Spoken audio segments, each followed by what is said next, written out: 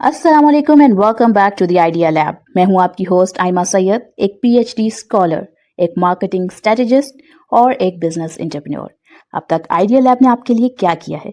Idea lab आपके लिए ऐसे बिजनेस आइडियाज लाया जिनमें आप सीख सकते हैं कि 3,000 से 10,000 रुपए में कारोबार कैसे शुरू होता है, चीजें कहां से लेते हैं, क्लाइंट्स को कैसे पहुंचाते हैं। इसके ऊपर पूरी playlist free of cost available है चैनल पर। इसके अलावा हम ये देखते हैं कि जो companies internationally million, billion and trillion rupees कमाती हैं, वो किस प्रोडक्ट और सर्विस से कमाती हैं और आप उसे स्मॉल स्केल लेवल पर कैसे शुरू कर सकते हैं। आपकी इन्वेस्टमेंट आपके पैसिव अर्निंग का जरिया कैसे बनती है। स्टॉक्स क्या हैं, पीएसएक्स क्या है, पाकिस्तान स्टॉक एक्सचेंज पर आपकी गवर्नमेंट आपके पैसे सेफ कैसे रखती है, और इसके अलावा कंपनीज में इन्वेस्ट करने से पहले उनकी फंडामेंटल टेक्निकल एनालिसिस कैसे की जाती है, फाइनेंशियल स्टेटमेंट्स कैसे पढ़ी जाती हैं।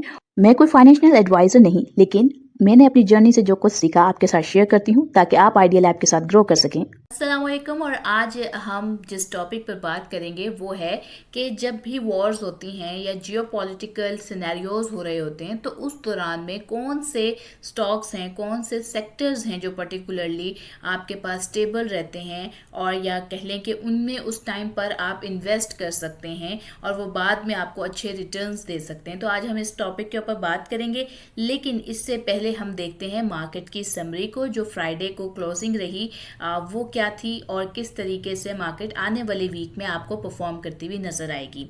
तो सबसे पहली बात यह है कि मार्केट के वॉल्यूम्स पिछले दिन से यानी थर्सडे की निस्बतन ज़्यादा अच्छे रहे, और ये बात आपसे ऑलरेडी शेयर की हुई थी कि जो थर्सडे वाला दिन था, अगर आप वो वीडियो देखें तो उसमें आपसे शेयर किया था कि मार्केट नेगेटिव से पॉजिटिव में जा सकती है जैसे ही पाक अफगान हवाले से कोई पॉजिटिव न्यूज़ आएगी, और वही हुआ। मार्केट ने तकरीबन कह लें कि 156 से जो है आपको 155 156 ये दोनों लेवल्स बताए गए थे कि वहाँ से बाउंस बैक किया।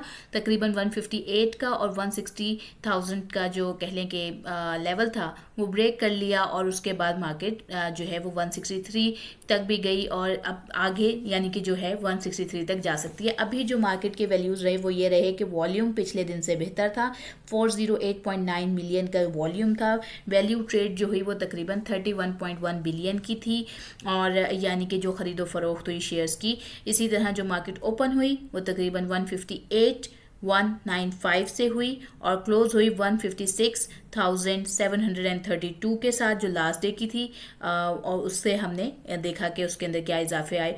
और अगर आप बात करें कि मार्केट की ये जो सारी सिचुएशन है आने वाले वीक में, इससे हमें क्या मालूमात मिल सकती है, तो जो नेक्स्ट लेवल्स हम इसमें देख सकते हैं वो 163 का और 165 का जो है वो ब्रेकआउट लेवल दिखाई देता है।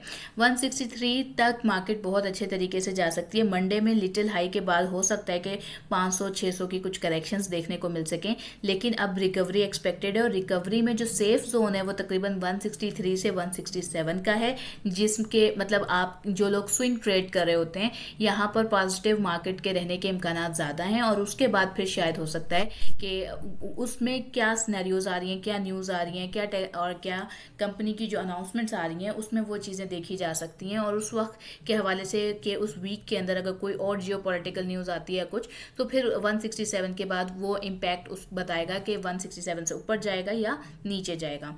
तो ये तो हो गई हमारी मार्केट समरी के हवाले से बात, और ये कैसे देखा जाता है इसके ऊपर ऑलरेडी हमने एक वीडियो बनाई ताकि आप खुद जो है इन तमाम चीज़ों को देख सकें और एनालाइज कर सकें और उसके हिसाब से इन्वेस्ट कर सकें। अब हम ये बात करते हैं कि इसके अंदर जब भी जंग होती है, जब भी कोई जियो पॉलिटिकल स्नैरियो होता है, तो मुल्क के अंदर ये जो जियो पॉलिटिकल तनाज़ा होता है इसमें स्टॉक मार्केट ज़्यादातर नीचे गिरती है, क्योंकि लोगों को डर होता है कि अनसर्टेनिटी जो होती है वो बढ़ जाती है। लेकिन हर सेक्टर जो होता है वो एक जैसा नहीं गिरता, यानी कुछ सेक्टर्स होते हैं जो ज़्यादा गिर रहे होते हैं, कुछ होते हैं जो थोड़े थोड़े हिसाब से यानी कम वो करेक्शंस ले रहे होते हैं, ज़्यादा लेवल पर नहीं गिर रहे होते हैं। तो उसमें आज हम ये देखेंगे कि ऐसे सिनेरियो में कौन से स्टॉक्स हैं जो स्टेबल रहते हैं।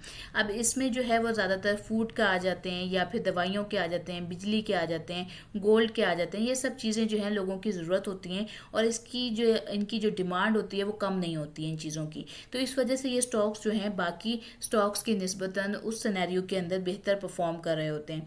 जंग के दौरान भी लोगों को ऑब्वियसली खाना चाहिए, दवाइयाँ जो हैं वो रिक्वायर होती हैं, बिजली और गैस रिक्वायर होती है। दूसरी तरफ जो है हुकूमत भी जो है वो डिफेंस और इंफ्रास्ट्रक्चर पर जो है उसके ज़्यादा खर्च कर रही होती है। इन्वेस्टर्स जो है वो रिस्की स्टॉक्स जैसे कि टेक्नोलॉजी उस टाइम पर जो है छोड़ देते हैं मोस्टली, और जो सेफ सेक्टर्स हैं उसमें पैसे लगाना शुरू कर देते हैं। अब बाहर के ममालिक में बहुत सारे जैसे कि डिफेंसिव और कमोडिटी बेस्ड सेक्टर्स होते हैं, उसमें भी लोग परफॉर्म करते हैं। अगर हम उसके हवाले से बात करें तो डिफेंस सेक्टर जो सबसे पहले स्टेबल होता है, क्योंकि ऑब्वियसली जब भी जंग हो रही है तो आपका सारा इंक्लाइन आपकी आर्मी के ऊपर होता है कि उस सारी आइस भी कह लें कि उनकी तरफ होती है कि अब वो क्या करेंगी या वो किस तरीके की परफॉर्मेंस दिखाएंगी।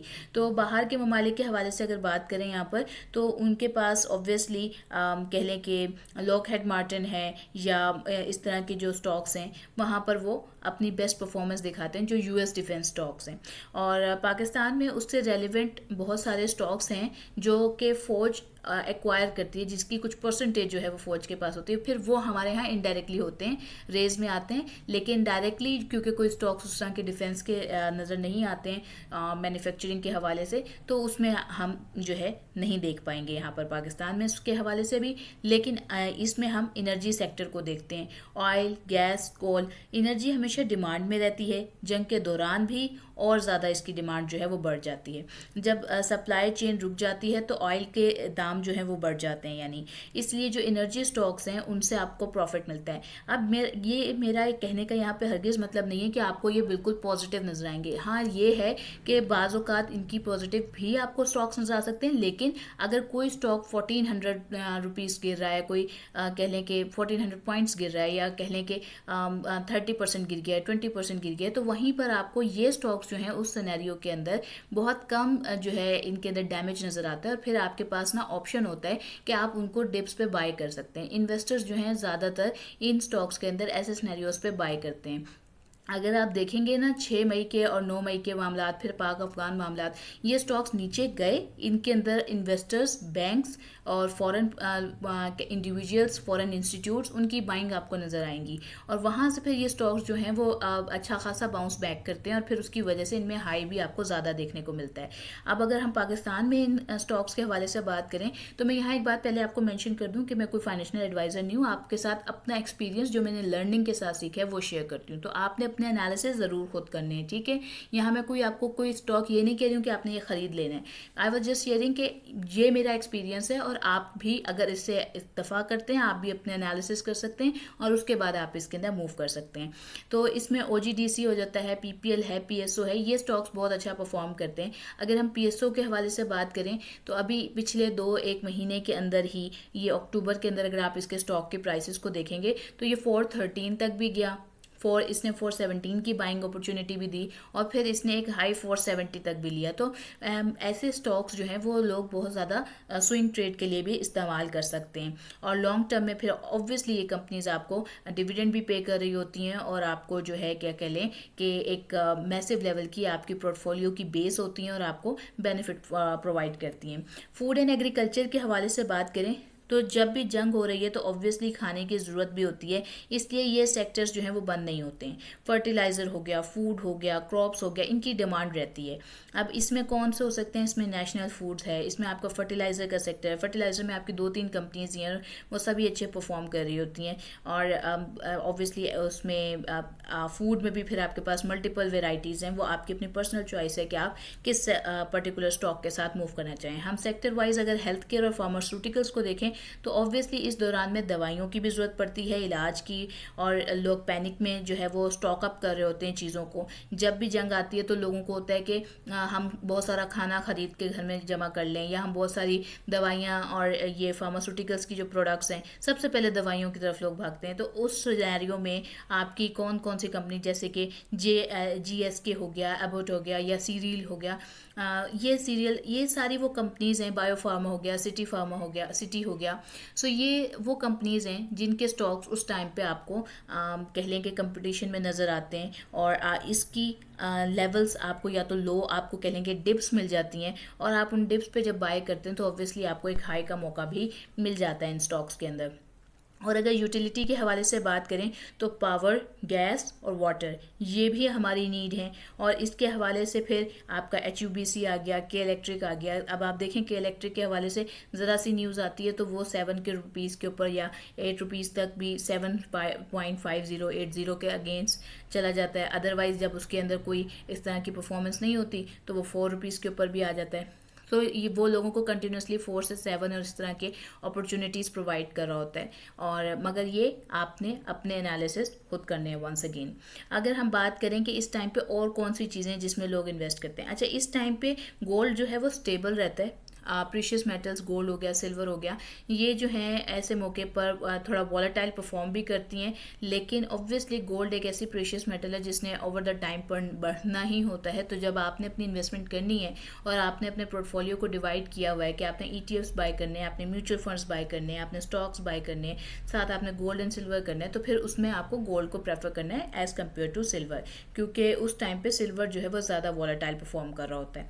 अब अगर कंज्यूमर स्टेबल्स के हवाले से बात की जाए तो जंग के वक्त में जो है लोग ऑब्वियसली सोप हो गया, दूध हो गया, कुकिंग ऑयल हो गया, ये सारी प्रोडक्ट्स भी ख़रीदते हैं। तो इसमें फिर आपका नेस्ले आ जाता है और बहुत सारी कंपनीज़ हैं, palmolive हो गया, कोलगेट हो गई, इस तरह की कंपनीज़ भी जो है वो अच्छा परफॉर्म करती हुई नज़र आती हैं। इसमें से आपको देखना होगा कि कौन सी कंपनीज़ हैं जो आपके PSX पे रजिस्टर्ड हैं और आप उनको बाय कर सकते हैं और उनका स्टॉक आपकी परचेजिंग पावर के अकॉर्डिंग भी है या नहीं। ज़रूरी नहीं है कि आपको एक स्टॉक महंगा है तो आप उसको इन्वेस्ट करें। उससे बेहतर है कि आप किसी और मीडियम लेवल प्राइस के अंदर जो स्टॉक्स अवेलेबल हैं उनको ज़्यादा नंबर ऑफ़ शेयर्स ख़रीद लें। और इसके बाद अगर हम सेक्टर वाइज अब देखें तो जो टेक्नोलॉजी है उसमें, क्योंकि अब इस वक्त में एक्सपोर्ट पर स्पेंडिंग कम हो जाती है, तो ये जो स्लो डाउन है, ये टेक्नोलॉजी का सेक्टर जो है उस टाइम पर स्लो डाउन हो जाता है। बैंक्स जो होते हैं वो उसमें तकरीबन आप देखेंगे जो शरिया कॉम्प्लाइंट बैंक्स हैं उसमें ज़्यादा आपको इजाफे नज़र आएंगे उस टाइम पे। और जो कन्वेंशनल बैंकिंग सिस्टम है उसमें आपको हायर डिफ़ॉल्ट रिस्क मौजूद होता है, अनसर्टेन इंटरेस्ट रेट्स का मौका नज़र आ रहा होता है लोगों को, तो वहाँ पे आपको थोड़ा सा कह लें कि एक नेगेटिव पॉइंट नज़र आना शुरू होता है। ऑटो सेक्टर जो है उसकी सप्लाई चेन टूट जाती है क्योंकि उनकी प्रोडक्ट्स बाहर से आनी होती हैं, रॉ मटीरियल्स जो हैं, तो उस वजह से उसमें भी आपको कमी देखने को मिलती है। रियल इस्टेट हो गया तो वहाँ पर भी आपको इन्फ्लेशन देखने को मिलती है और इसी तरह से जो इन्वेस्टमेंट हैं वो रुक जाती हैं। तो जिन जिन सेक्टर्स में, टूरिज्म हो गया, एयरलाइंस हो गई, तो जो सेक्टर्स जो हैं वो ऐसे एरियाज से एसोसिएट हो रहे होते हैं जिनके अंदर इन्फ्लेशन का बढ़ना, इंटरेस्ट रेट का बढ़ना या फिर एक्सपोर्ट का मामला शामिल होते हैं या इंपोर्ट यानी कि बाहर से आने और जाने वाली चीज़ें भी जिसमें शामिल होती हैं, वो इस दौरान में जो है वॉर के दौरान में वो स्टॉक्स ज़्यादा अफेक्ट होते हैं और ज़्यादा नेगेटिव में दिखाई देते हैं आपको। अब अगर हम सेफ अप्रोच की बात करें तो ऑब्वियसली आपको डिफेंसिव सेक्टर्स में जाना चाहिए। आपको एनर्जी, फूड, फार्मा, यूटिलिटीज़, इनमें आप उस टाइम पर अगर आपकी बाइंग अगर किसी और इन स्टॉक्स में है तो आपको बेचने की ज़रूरत नहीं होती है। और इसी तरह से आप गोल्ड्स खरीद सकते हैं। गोल्ड के ETFs ऑब्वियसली आप इसको इस तरीके से देख सकते हैं कि आप गोल्ड खरीद लें या आप ETFs, क्योंकि आप ETFs में आपको क्या फ़ायदा होता है कि आपको अगर नहीं भी अंदाज़ा कि अब मैंने किस सेक्टर में मूव करना है तो आपको अल्टीमेटली एक लॉन्ग रन के अंदर वो उस वक्त सस्ते हुए होते हैं ETFs भी, तो आप उसको बाय कर सकते हैं। वो फ्यूचर में आपके लिए एक बेहतर बेनिफिट की सूरत में साबित होते हैं। और अगर बात किया जाए तो जो कंपनीज लेवरेज पे वर्क कर रही होती हैं, जिनका लोन कह लें कि ज़्यादा होता है, उन कंपनी से आपको दूर रहना चाहिए। इसी तरह डाइवर्सिफिकेशन को आपको तब भी मेंटेन करना चाहिए। आपको सिर्फ लोकल नहीं बल्कि देखना चाहिए कि कौन से ETFs हैं या फंड्स हैं जो ग्लोबली भी वर्क कर रहे हैं और उनमें भी आप इन्वेस्ट कर सकते हैं। और फिर आपको अपने कुछ अमाउंट जो है वो कैश में रखनी चाहिए ताकि आप जो है बाद में जब पोस्ट वार हो जाती है तो उस टाइम पे जो रिकवरी है उसके अंदर भी आपको अगर मौका मिल रहा है तो आप उसके अंदर एंटर कर सकें।